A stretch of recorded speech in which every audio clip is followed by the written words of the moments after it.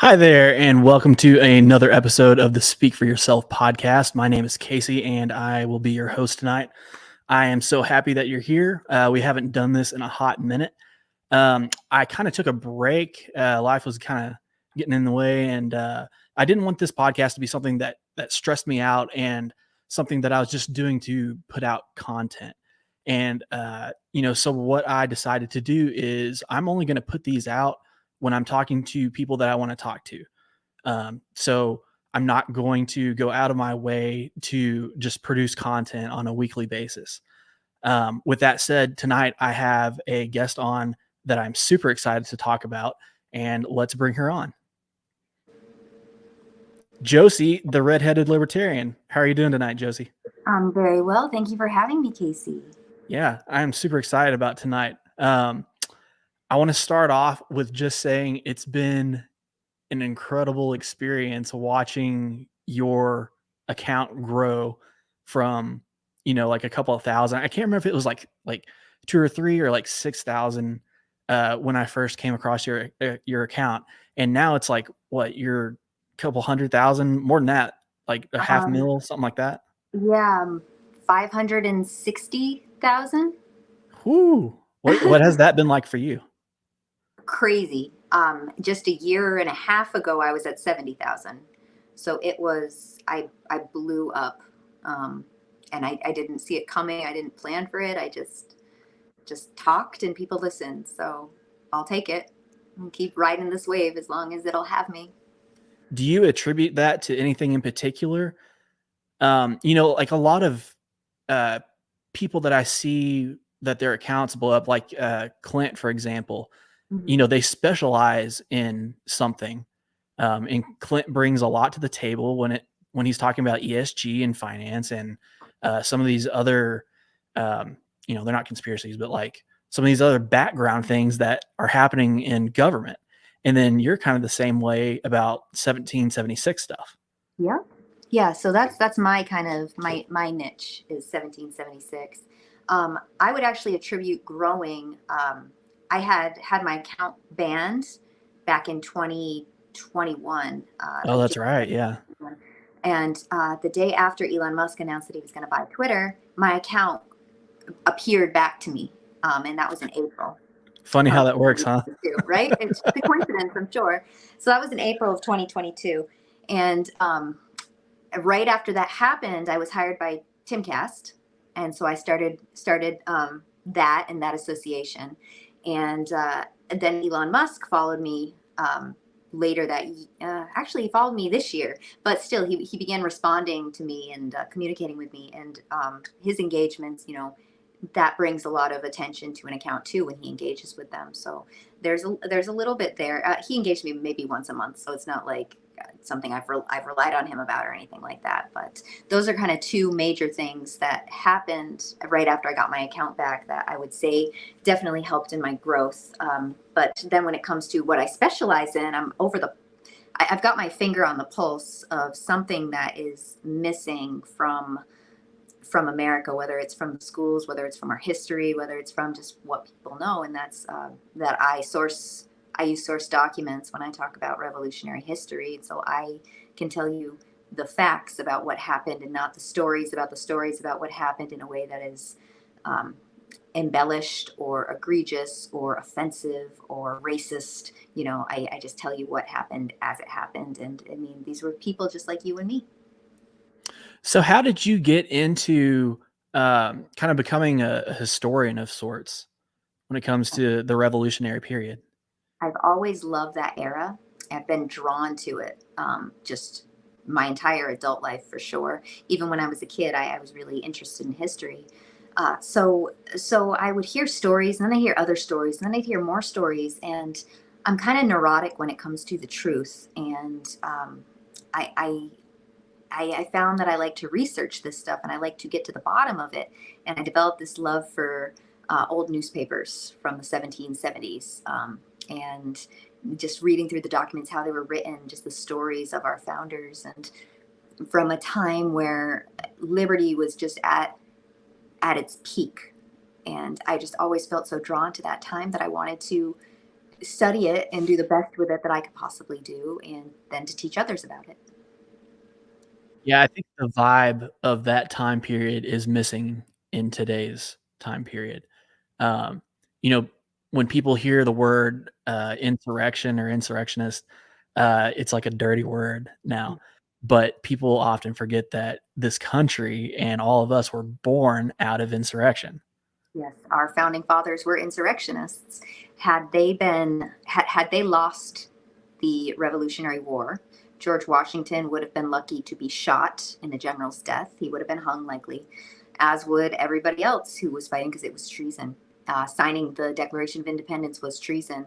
There were bounties on the heads of Sam Adams and John Hancock when they signed the Declaration of Independence. And John Hancock, he wrote his name so large on the Declaration of Independence because King George had put a bounty on John Hancock's head, and it was low in John Hancock's opinion, so he was offended by it. So he wanted to stick it to King George by making his name the biggest, so, quote, King George could read it without his spectacles. So that was just a way of, he was trolling him. Yeah, I love it. Mm-hmm. So tonight we're going to talk a little bit about the Boston Tea Party. Yesterday was the 250th anniversary? Yes, it was. But before we get into the meat of that, I have a few more questions. That's just kind of a get to know you sort of thing. Mm-hmm. And my main question that I ask a lot of people on this podcast is, how did you become a libertarian? What was your journey to that? I've always been one, and I never really fit anywhere. So growing up, I'm a Zennial, so I'm like an early millennial. And I was in high school. How old are you? We don't ask ladies that. Oh, you're right. My bad. Yeah. I'm in my. I was asking because I'm probably in a similar category age-wise. Probably. We can't put my age out there. I'd never live it down. That's fair enough. Moving on. Yeah. So I'm in my 30s, but I was in high school when 9/11 happened, and everybody went really hard conservative after that, really pro-war, really, we need justice, we need to whatever. And, I kind of was like, okay, let's, kind of get into this. Let's kind of be a little hockey. And I was like, this doesn't really work for me. And then at the same time, I'm toying with friends that were LGBT and trying to figure that out and navigate that with them. And, then I'm like, I'm not really this liberal either. So what am I? And I didn't fit anywhere. And I spent a long time kind of in limbo. And then I found the Ron Paul revolution in 2012. And I know that started earlier, but I didn't find it until 2012. And I was like, oh, well, there I am. That makes perfect sense to me. And the rest is history. I mean, after Donald Trump was elected, I was living up in Massachusetts at the time. Now I'm in Florida. But when he was elected, people lost their minds. They absolutely lost their minds. And I didn't lose my mind. I was like, okay, it's a president. No person should have enough power where it's going to personally affect you anyway. Like, why are you losing your minds? And I didn't really have a place to vet. Just to vent anything about it or to kind of sort my own feelings out. So I came to Twitter in December of 2017, and I've been on since then and just kind of finding my tribe. That's awesome. Thank you. I kind of had a similar experience with Twitter. It took a while for me to find kind of the same tribe. Mm-hmm. And I was a little late to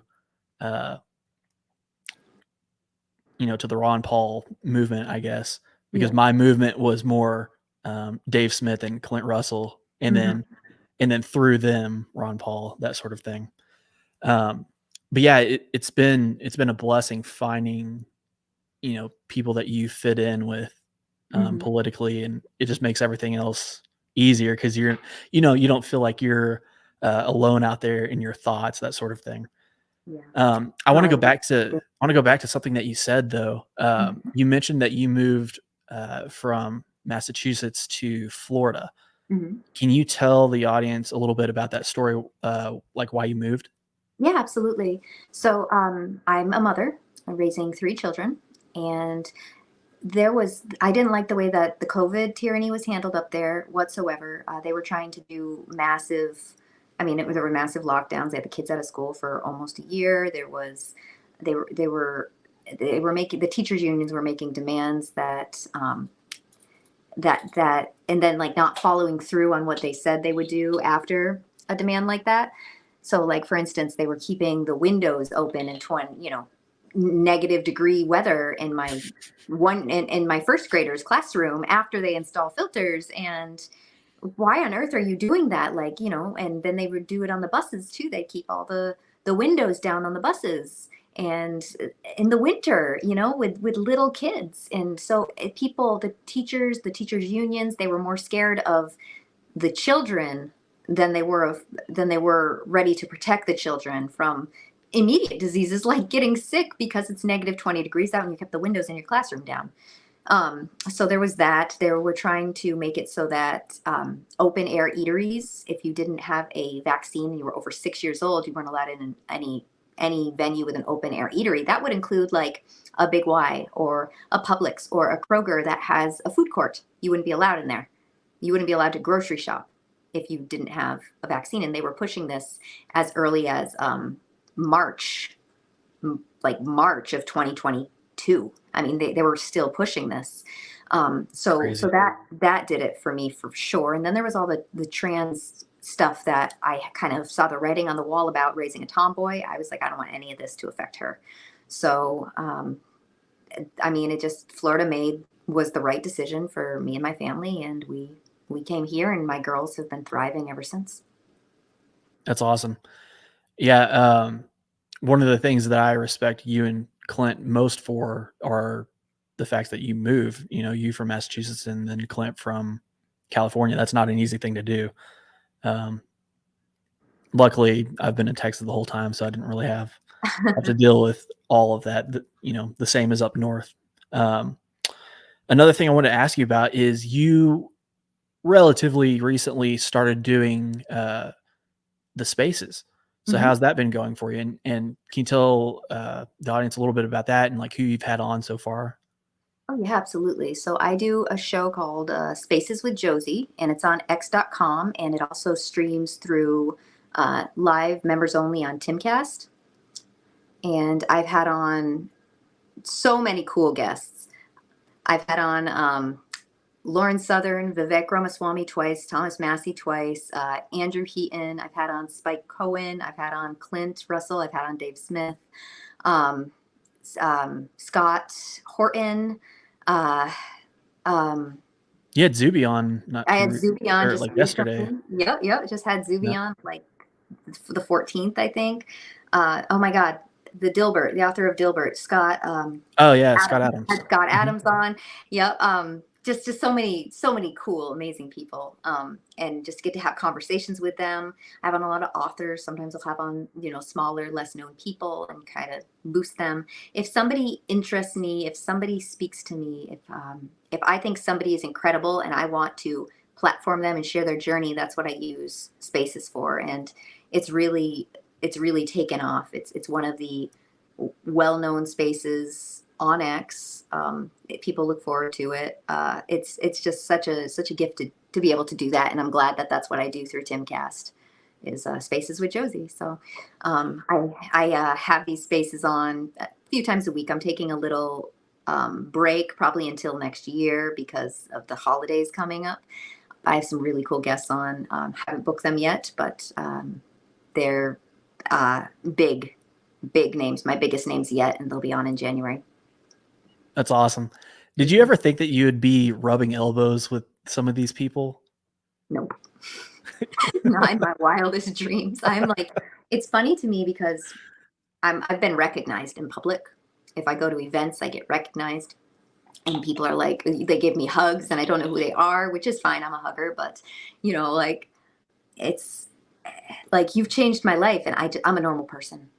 I'm honestly a normal person. So it's incredibly humbling and flattering and just, it's unbelievable the life that I've created, and what I do and what I get to do, who I get to meet and how I inspire people. I didn't mean to do any of it. It was all an accident. So it just blows my mind every single day I wake up, and I'm just grateful every single day. And I adore my fans, and just, I love my life. That's awesome. Has this been able to like take over as your full-time job? Hmm. Yes, That's yes. legit.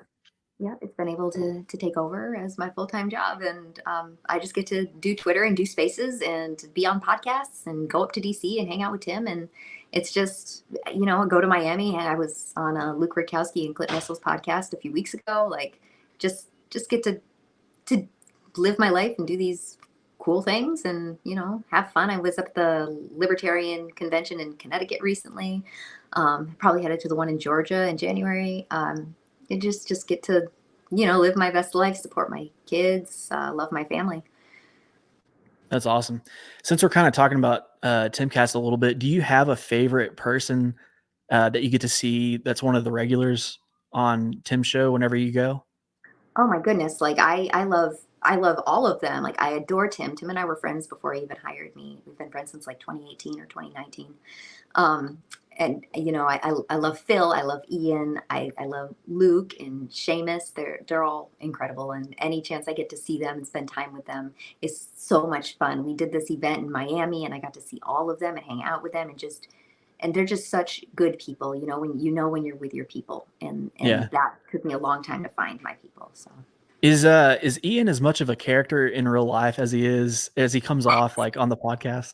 Yes, he's even bigger, even a bigger personality. I've been on his podcast. I've had That's him on my amazing. podcast, but I got to watch him speak in Austin at Mises Caucus convention that they did, and he changes the energy in the room. He becomes this different person. It's him, but it becomes this person that's just everybody just goes silent and just listens to him talk. He just grabs everybody's attention. He is so charismatic and smart, and just a great person to be around all around.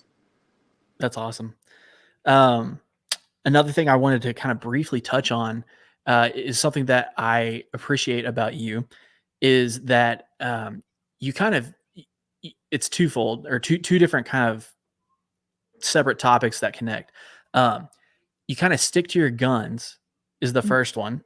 And then the second one that is semi related with where I'm going with it is that you have an appreciation for comedy and not just regular comedy, but maybe a little dangerous comedy or irreverent.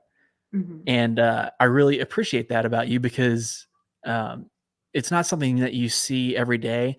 And it's nearly like the bigger that someone gets, they nearly tend to stray away from that because it can cause, negative attention, that sort of thing. But I haven't really seen that with you. And, I just want to let you know that I appreciate that because I feel like we need more people out there that, have this same appreciation for the comedy, and then they're not going to be ashamed or they're not going to be shamed for having that appreciation. Does that make sense? No, that does. That's something. If somebody tells me not to talk to somebody, I'm going to talk to them harder. If somebody tells me not to say a certain word because it's offensive, I'm going to say the word harder. Within the '90s rules. The '90s rules are important.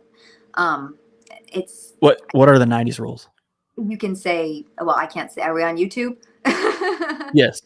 Okay, YouTube doesn't abide by the '90s rules, so I can't Okay. go into detail with the '90s rules, or you're going to get this dropped, and I don't want Okay. to do that. Fair enough. Yeah. Well, so '90s rules when it comes to words that you can say. I like to watch offensive comedy. It makes me laugh because that's the point of comedy. So once a week, I watch Tower Gang. I'm actually at the Tower Power Hour. There you go. Yep. So I like to watch Tower Gang on Wednesdays. And they have offensive comedy, and it's not for everybody. But it makes me laugh. And that's the thing about comedy is laughter is a reaction to something unexpected. It's almost like a defense mechanism. And I mean, somebody who can make me laugh until I cry or till my sides hurt, those are the best people. And the Tower Gang can do that. And so that's my kind of one little decompression that I do.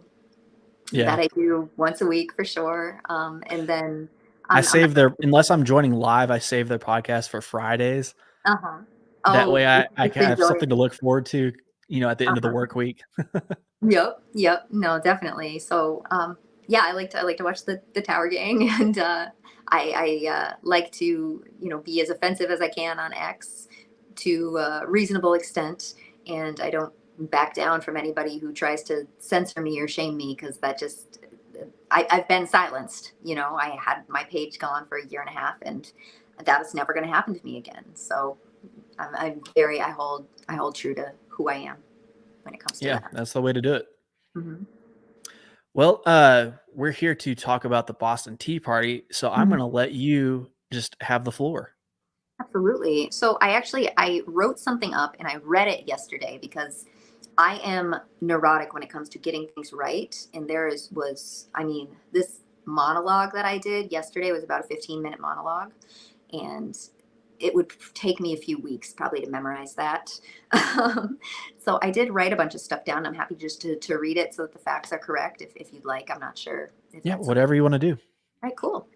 All right, so I'll just give you what I did yesterday for Sweet. I think it was 37,000 people have watched it now. Good Lord. No, That's awesome. I got to tell you, like, people were just RSVPing to this. I had the most RSVPs I've ever had to a space, including Vivek. Um, so people, this was a desire that people had to hear this. So Yeah, for sure. All right, buckle up, sit down, get comfy. I'm ready. We do not always know what we are capable of until we do it. We might not understand the power of our words until we speak them. This is the human condition. Our curiosities are universal, and as should be our courage. So when Thomas Paine published The American Crisis on December 19th, 1776, he wanted to rally Americans behind the war effort and help them free themselves from the tyranny of King George, and in doing so, he managed to inspire a moment so prolific it would change the course of history. By Christmas 1776, the Continental Army was more than a year and a half out from the battles of Lexington and Concord, and they were losing. The weather was poor, supplies were dwindling, many were sick with influenza, typhoid, the smallpox, numbers were falling whether by death or desertion, and their contracts were set to expire. They knew challenging the crown was treason, and if they failed, they'd be put to death. Morale was low, the soldiers were demoralized, afraid, and without hope. But Christmas night, 1776, sitting around a campfire, their stars would change. One of the soldiers had gotten a hold of Thomas Paine's The American Crisis, which had only been published the previous week. The men would begin passing it around the fire. Each man would take a turn reading it aloud, passage after passage, getting more and more louder and galvanized by the moment. They were suddenly reinvigorated and remembered their purpose. The words of Thomas Paine had lit a fire in these men, and that filled them with hope and continued to burn, and at just the right time, it would seem. That night, General George Washington would lead these troops across the icy Delaware in a surprise attack against the Hessian mercenaries, camped out at Trenton and still sleeping off their Christmas brandy. This win changed the trajectory of the war and history as we know it. Many of these men would attribute their win not only to their cunning genius of their commander-in-chief, but the simplicity, cogency, and timeliness of the American crisis. How easy it is for us to become demoralized. How easy it is to look around and to see a two-tier justice system, state-owned media, questionable election conduct, a behemoth national debt, crippling inflation, unmanageable interest rates, medical tyranny, anti-parent movements, a perverted agenda that's coming for our children, an invasion at our borders, a weaponized FBI against mothers, Catholics, peaceful protesters, cronyism, corporatism, gaslighting, and abuses of power so extreme that they dwarf many of the grievances outlined by Thomas Jefferson in our Declaration of Independence. How easy it is to give up. But to understand the present, we must understand the past. We must recognize that history often rhymes, and we must remain acutely aware that coursing through our veins is the blood of the bravest patriots who ever lived, removed from us by only a handful of generations. It is essential we remember this, especially in times where we feel without hope. We must understand their stories in order to know where to look for the answers to our own. The winter of 1776 was not the first time that our forefathers overcame demoralization and fought back. They had done it 3 years prior at the Boston Tea Party. In autumn of 1773, flyers and pamphlets began showing up on doors and on trees, signed by this mysterious, enigmatic man called Rusticus. His true identity has since been lost to history. The flyers read, quote, "Make sure your watchmen be instructed as they go on their rounds to call out every night 12:30, beware the East India Company," end quote. Since earlier that year, the world's largest multinational conglomerate, the East India Company, or the EIC, had been undercutting the prices of their competitors, those competitors primarily being smugglers like John Hancock and Sam Adams. The colonists had gotten wind of this and boycotted the EIC in support of their colonial entrepreneurs. The EIC became enraged, and in retaliation, the couple of small ships they were sending turned into this enormous burden, transporting immense quantities of tea and tying up the harbors. The colonists, already upset, became furious. Now, conventional history regarding the Boston Tea Party will tell us that the colonists were provoked by the 1773 Tea Act, in which Parliament commanded a modest tea hike to be paid by the colonists to settle England's war debt. And that's part of it, but it's nearly not even close to the extent of what the Tea Act and King George actually did. In reality, the Townshend Acts of 1767 had levied a 3 pence per 16-ounce tax on tea. So what does that mean? Well, we're going to do some redcoat math. So 1 pound equals 20 shillings and 1 shilling equals 12 pence. If 16 ounces of tea was 0.11 pounds, that would equal about 2 shillings. So the 3 pence tax at wholesale added up to about a 25% tax on just this one item. To further put this number into perspective, the average tax burden for the American household today is sales tax is about 25%.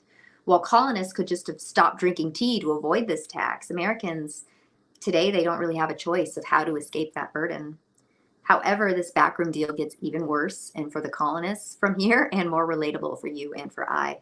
So enshrined in the Tea Act was the East India Company's petition to the king to suppress the duty of the tea to the colonies, which granted the EIC both an absolute monopoly on the tea trade and the largest corporate tax cut in the history of the world.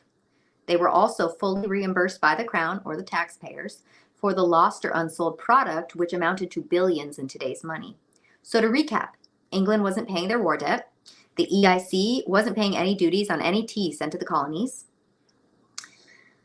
The EIC was being reimbursed for all their lost product while having a monopoly, and the colonists were picking up the tab for all of it.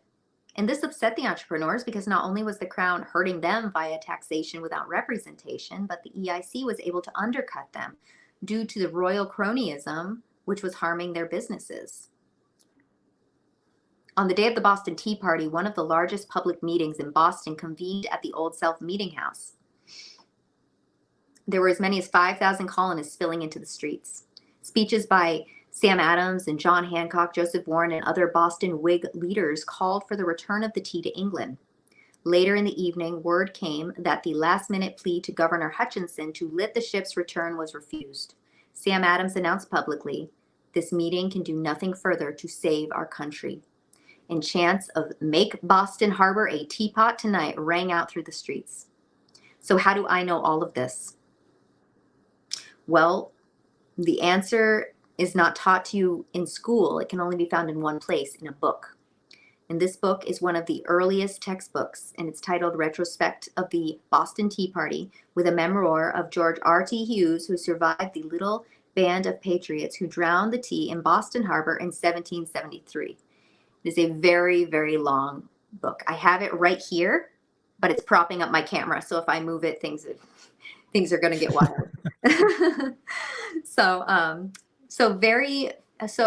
So this book, this memoir, is the only firsthand account that we have of what happened that night of the Boston Tea Party. It's the only firsthand account, and it's a national treasure.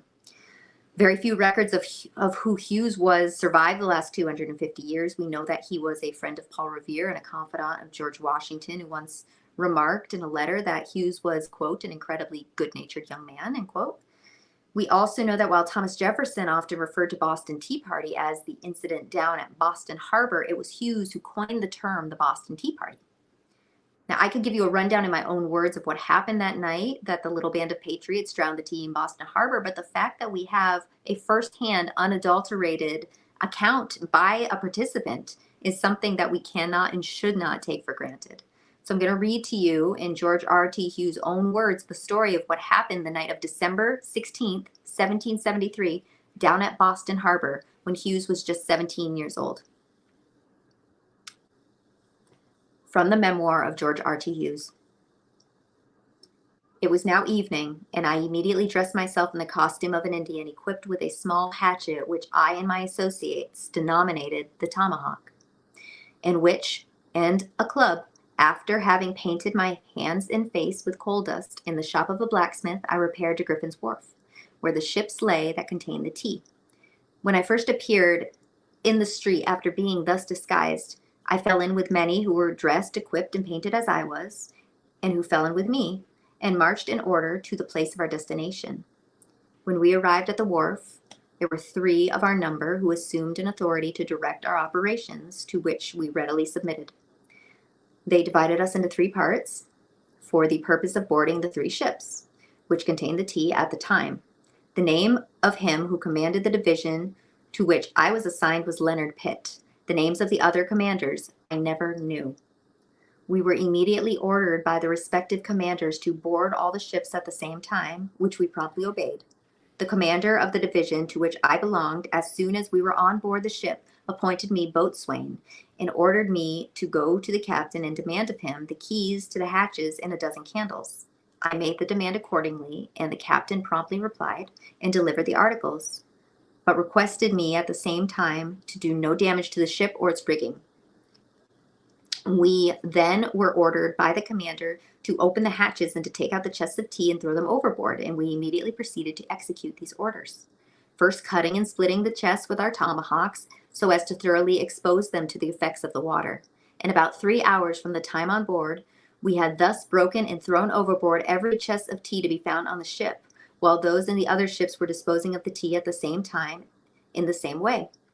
We were surrounded by British armed ships, but no attempt was made to resist us. We then quietly retired to the several places of residence without having any conversation with each other or taking any measures to discover who were our associates. Nor do I recollect of our having had the knowledge of the name of a single individual concerned with the affair, except that of Leonard Pitt, the commander of my division, who I have mentioned. There appeared to be an understanding that each individual should volunteer his services, keep his own secret, and risk the consequences for himself. No disorder took place during that transaction, and it was observed at that time that the stillest night ensued that Boston had enjoyed for many months. 342 chests of tea carried by the East India Company, weighing 92,000 pounds, or roughly 46 tons, and worth $1.7 million in today's money, was aboard the Beaver, the Dartmouth, and the Eleanor.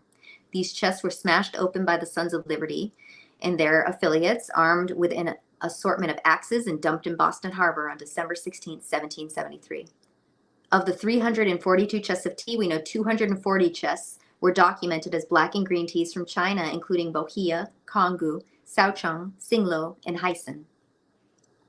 It was low tide at the time, and the tea was piling up in the harbor, so young colonial boys were sent into the water to stomp down the tea so it would not spoil, which worked. None of the 46 tons of tea could be saved. These men and a handful of women all abided by the strict code of silence that lasted 50 years. Not a soul involved violated that code. Even this book was published, I think, in 1832. Many even took their participation to their graves, even after it was safe to talk about.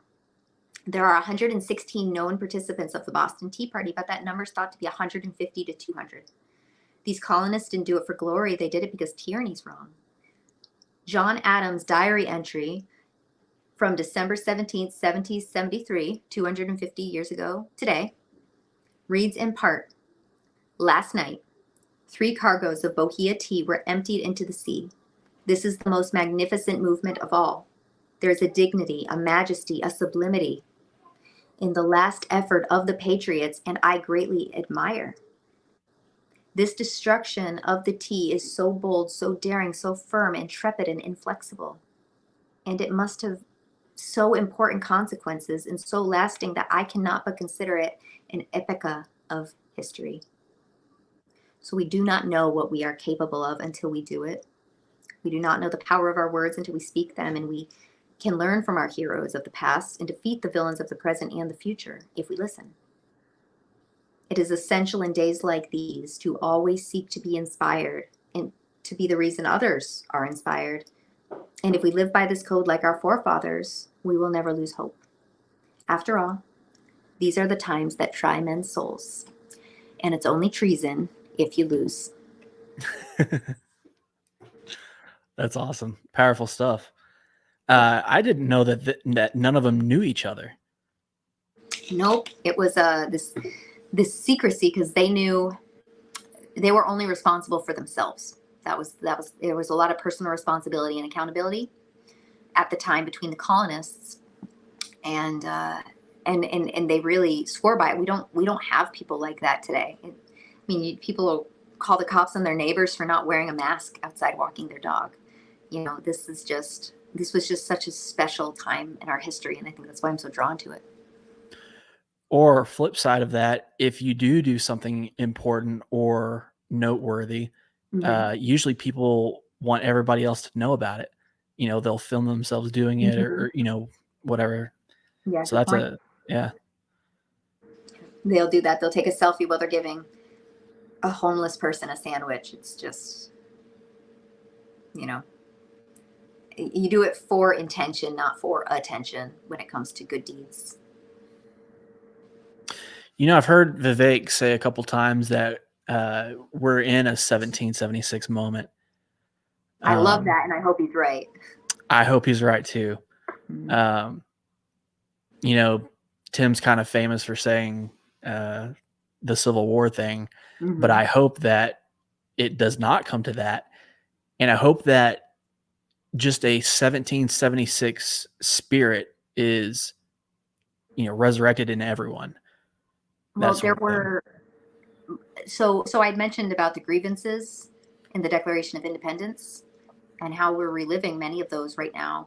Unfair trials for those in power. So the redcoats, they would get treated differently.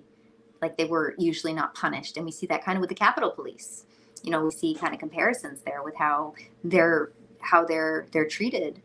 It was kind of a police state, which we sort of have. We have a surveillance state. They were really controlling the colonists through their trade. They were controlling them through their speech, the press. They could lock up journalists. We see that, you know, them trying to come for journalists when it comes to what's going on now with J6. Many journalists are being locked up for that. I think there's a Blaze reporter that's got to turn himself in this week. And then there's the taxing.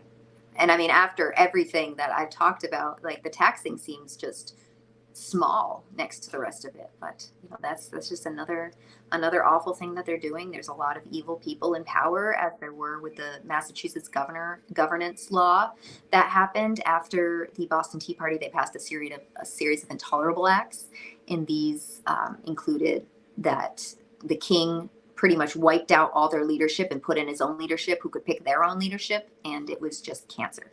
And so we have kind of that sort of dynamic right now when it comes to the deep state and who's in charge of things there. So there's just a lot of similarities, and it's kind of bone chilling when you see it.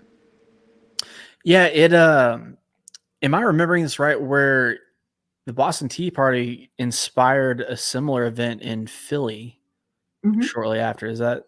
Yes, you're right. I didn't research these too much, but there were a few other Boston Tea Parties that followed. Just none were of that magnitude of the Boston Tea Party. Yeah. Well, yeah. So, like you were saying, the response to the Boston Tea Party was the intolerable acts, right? And that kind of was the next spark for sparking the war. Yes, that was the powder keg. After that happened, because what happened is the king laid down these intolerable acts. You know, he started quartering soldiers in homes. He just became more tyrannical, and he closed the ports. Another one was the Ports Act. He closed the Boston ports so that the only ships that could come in were like necessary ships from Britain carrying necessary supplies, but everything else was blocked off. All their trade was cut off. So he was being an absolute tyrant. And when this happened, all of the other colonies like rallied behind Massachusetts, and so it just emboldened them. And less than a year and a half later, the battles of Lexington and Concord happened. So it was building, but there was it. I mean, it started with, like I said, the Townshend Acts, which were in 1767, and then there was the Boston Massacre in 1770, and all of these were just traumatic events for the colonists, and it just emboldened them to know what liberty is and to not take any crap from any tyrants. You know, something that I think is interesting that I either wasn't taught in school or it was skimmed over, or maybe I wasn't paying attention and didn't catch it the first time around, is that not everybody was on board with the Revolutionary War and, the insurrection in general. Like when we were taught that, they kind of gave off the vibe that everybody was in on it, that sort of thing. But that wasn't the case. There are a lot of people that were totally against it. Ben Franklin was opposed to it.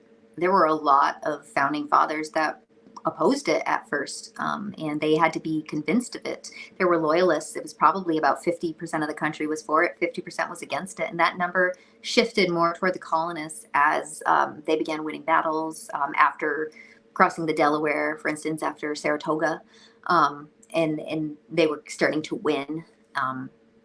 People became more empowered. Also, Thomas Paine's The American Crisis. He wrote.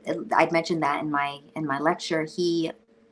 So that was a series of pamphlets that he released over the course of the war, and people would read those, and just the way that he spoke to them, he was very big behind the war effort due to what it meant, large scale. So people would read that, and that would embolden them.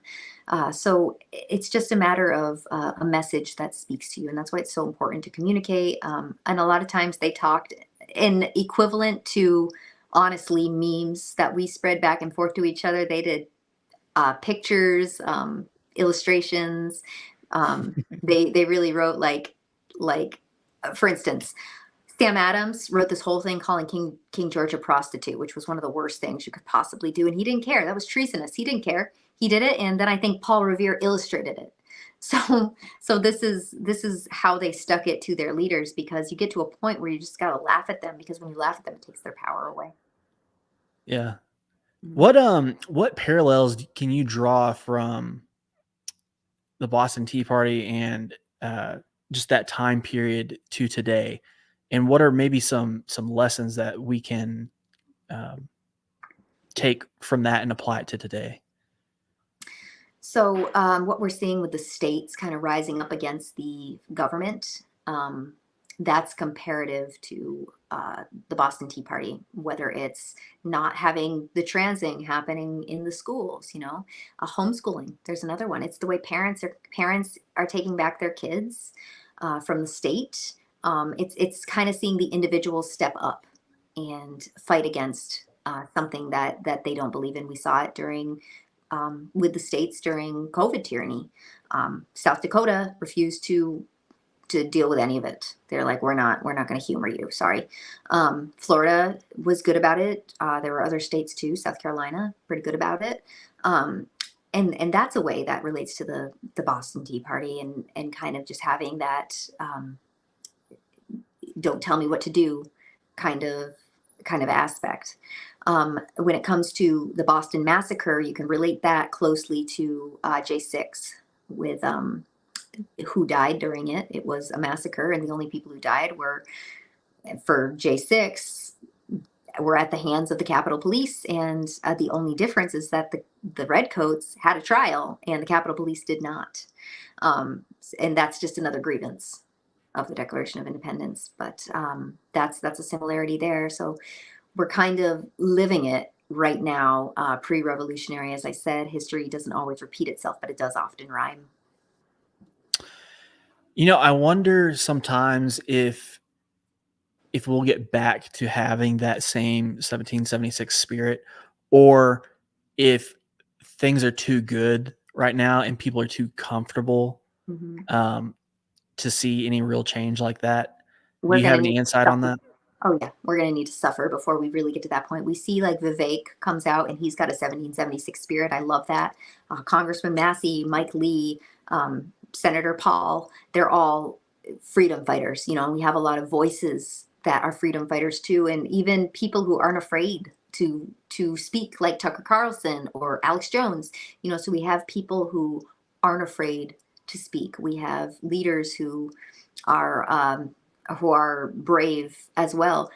But in order to get to the point where everybody else sees it, where the normal people are no longer comfortable, we're going to need to reach probably like Argentina, a hyperinflation.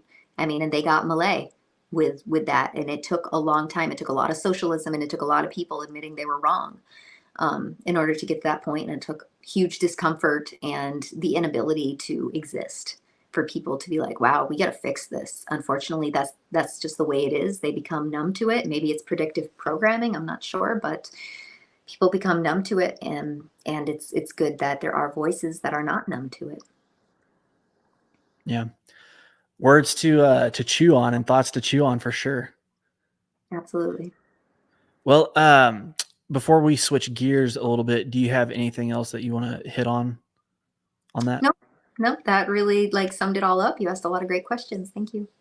Well, I appreciate you telling that. It was incredible. Thank you. So I have one last question for you, and I saved the best one for last. How did you get into pie making? My grandmother taught me everything I knew. I always enjoyed it. It was kind of like I'm an artist, and I only do art. I can draw with pencils, and I can paint with like acrylics. And I started doing pies and decorating the top. And I mean, I can tell you, I cannot decorate a cake to save my life. Like I can't paint my nails, but when it comes to painting with acrylics and when it comes to decorating pie, like pie dough and roses and lattice work, it's an art to me, and it's just something I have a natural talent for. So it's something, you know, I like to embrace and decompress and do it. And I love that it's pie baking season, and I can turn the oven on in Florida. Yeah. Do you have a favorite pie to make, and then do you have a favorite pie taste wise, and are they different? Nope, they're actually the same. My favorite pie to make doesn't have lattice work. It's not a fruit pie. It's actually bourbon pecan pie. My favorite pie to make, and it's my favorite pie to eat. It's delicious. Oh yeah. Mm-hmm. I think we've talked about that before on Twitter, probably a couple years ago, but that's my favorite too. Mm-hmm. For sure. I look forward to it every Thanksgiving and Christmas. Yep. Actually, I don't know if I'll get it on Christmas, but I had it for Thanksgiving, and it was just tremendous. I've made it like throughout the year just to have it. I've tried to make it like pecan pie bars using the same thing, so it's not like a pie, more like a brownie type of thing. I've done that. I love it so much. It's so good. So yeah, that's my favorite one, and that's an award winner. I have a blue ribbon for that. My recipe for that. Awesome. Mm-hmm. Well, we're coming up on an hour or a little bit short of it, but do you want to shout anything out before we go, Josie? Sure. You can follow me on x.com at TRHL official, or you can go to timcast.com and become a subscriber there and become a member and help support our work. Awesome. All right. Well, I appreciate you joining, Josie. And guys, if you will give her a follow and join her spaces and all of that kind of stuff. And then same with mine, if you want to subscribe and follow on Twitter. That's where we're at. All right. See you, Josie. Thank you. All right. Thank you.